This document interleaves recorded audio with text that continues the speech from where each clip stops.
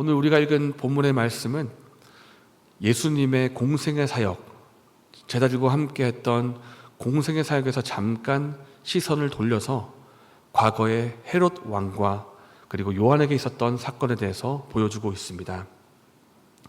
헤롯 왕이 세례 요한을 만나서 있었던 사건을 말해주고 있는데, 이 과거 이야기가 등장하는 이유는 헤롯 왕이 현재 예수님이 하고 계시는 그 사역의 모습을 보시면서 과거에 내가 목배웠던 요한이 생각난다, 그렇게 세례 요한을 떠올렸기 때문입니다.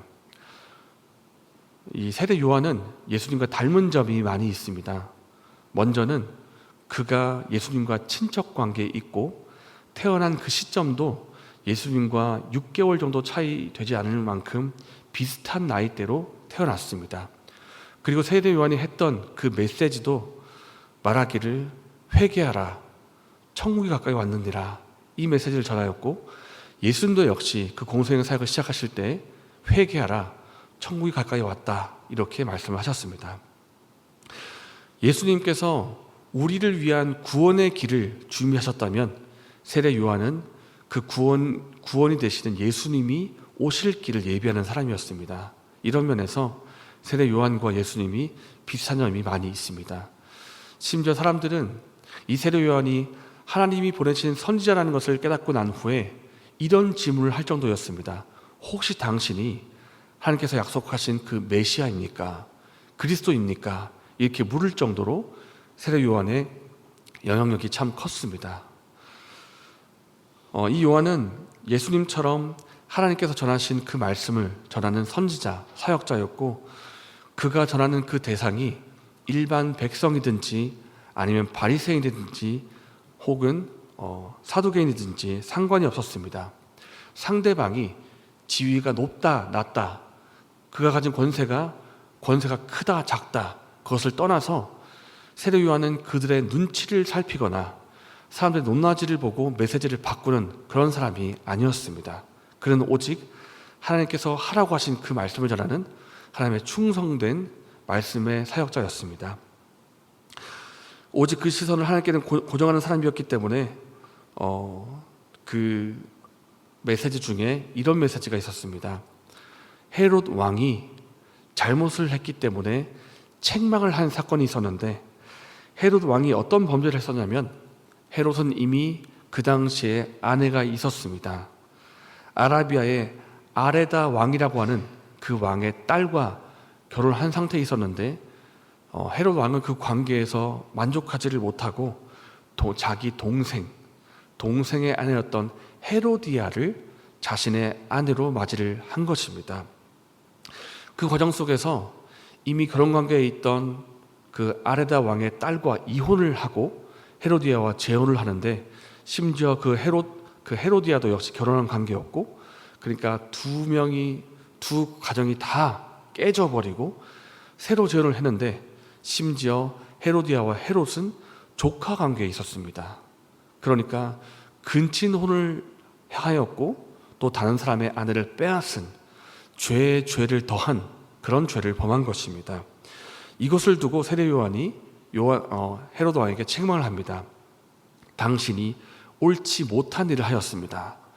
이 말을 듣고 왕도 기분이 좋지 않았겠지만 특별히 헤로디아가 더 기분이 좋지 않았습니다. 그래서 헤로디아는 평소에 세례 요한을 원수처럼 여기고 있었는데, 마침 그 자기가 원수처럼 여겼던 요한을 제거할 기회가 생긴 것입니다. 하루는 헤롯 왕이 생일을 맞아서 이렇게 생일잔치를 하고 있는데, 그 헤롯의 딸이 춤을 추어서 헤롯 왕을 몹시 기쁘게 만듭니다. 이제 기분이 좋아진 헤롯 왕이 말합니다. 내 딸이여, 소원이 무엇이냐? 나라의 절반까지도 내가 구하면 다 들어주겠다. 거의 이제 허세에 가까운 발언을 하는데, 그 말을 듣고 즉시로 엄마한테 달려가서 묻는 것입니다. 엄마, 제가 무엇을 구할까요? 그랬더니 헤로디아가 말하기를 세례 요한의 목을 가져오라고 얘기해라. 정말 끔찍한 소원이죠. 끔찍하고 잔인한 소원을 들었음에도 이제 왕은 그 말을 들어줍니다. 근데 이 헤롯 왕은 고민했습니다. 사실 고민을 했고, 왜냐하면 평소에 그 세례 요한이 하나님 보내신 선지자라는 것을 알고 있었습니다. 알고 있었고, 이 사람은 거룩한 사람이요 하나님의 의로운 사람이다, 의인이다. 그가 하는 말을 옳고, 그리고 그가 하는 말은 하나님의 말씀이다라는 것을 평소에 알고 있었기 때문에 자기 아내가 너무나 미워해서 감옥에 가둬주세요. 그 말을 듣고 감옥에 가두는 했지만은 여전히 그를 위대하게 보는 마음이 있었고, 조심스러운 마음으로 그를 더 이상 해를 가하거나 괴롭히지 않고 보호하고 있었던 것입니다.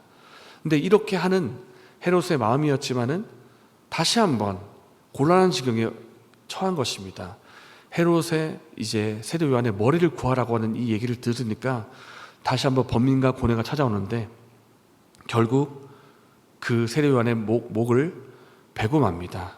요한을 죽이고 마는데, 세례 요한이 이 목을 베면서 동시에 함께 제거한 것이 있습니다. 그것은 뭐냐면 자기 마음에 남아있던 그 양심을 마침내 제거해 버렸고, 또 말씀을 전하는 세례 요한과 함께 하나님 말씀도 자기 마음에서 제거를 해버렸습니다.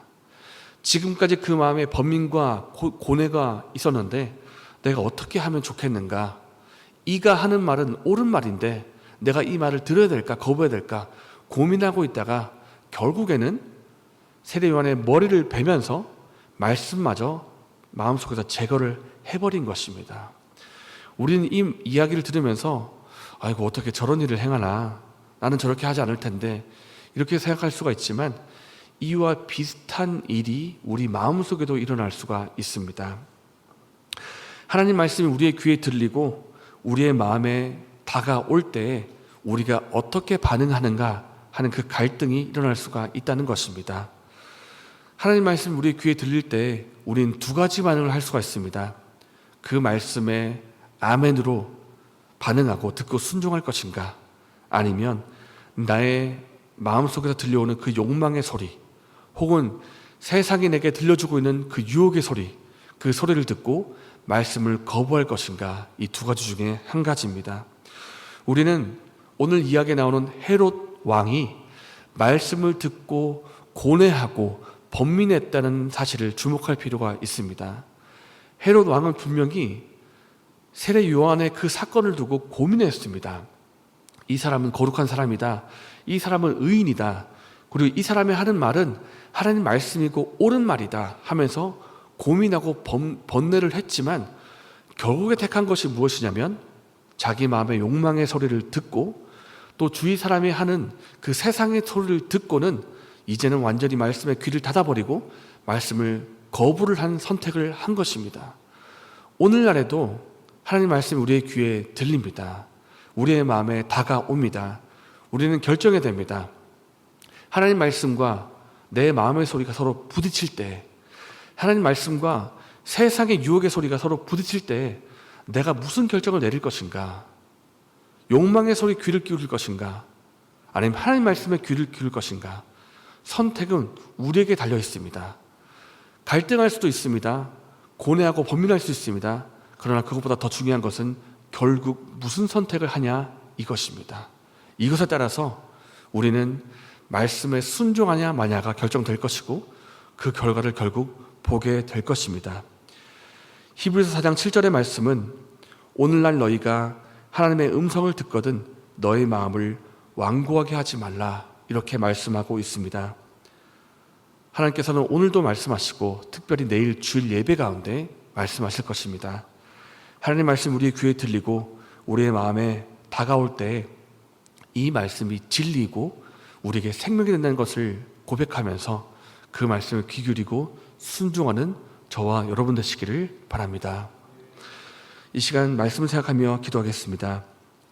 하나님 아버지, 하나님께서 우리의 마음에 말씀을 들려주실 때 그 말씀에 귀를 기울이게 해주시고 아멘으로 화답하고 순종할 수 있도록 도와주셔서 이렇게 기도하시고 내일에 있을 예배를 위해서 기도하신 후에 자유롭게 돌아가시겠습니다.